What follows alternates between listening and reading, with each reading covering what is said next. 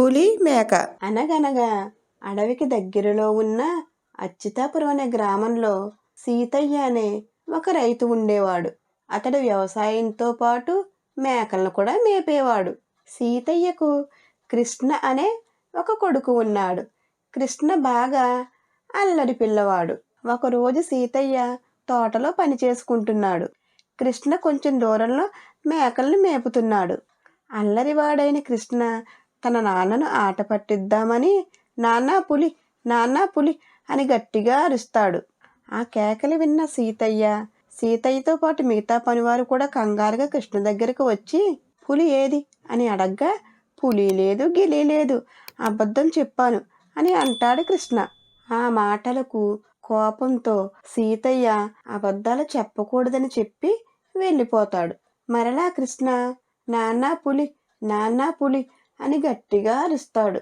ఆ కేకలను మిగతా వాళ్ళు పట్టించుకోరు. కానీ సీతయ్య భయపడి కృష్ణ దగ్గరికి వెళ్తాడు.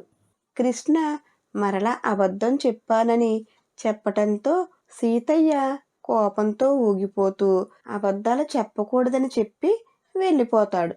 కృష్ణ భలే భలే ఆట పట్టించానని అనుకుంటూ మేకల్ని మేపుతున్నాడు. ఇంతలో గడ్డిలో మాటు వేసిన పెద్ద పులి నక్కి నక్కి మంచి సమయం కోసం ఎదురు చూస్తుంది. ఇది తెలియని కృష్ణ ఎప్పటిలాగే మేకల్ని మేపుతున్నాడు. సమయం కోసం ఎదురు చూసిన పెద్ద పులి ఒక్కసారిగా మేకల మందపై దాడి చేసి ఒక మేకను పట్టుకుని అడవిలోకి ఈడ్చుకెళ్తుంది. పులి దాడికి మేకల మంద అంతా చెల్లాచెదురుగా పారిపోతూ ఉంటాయి.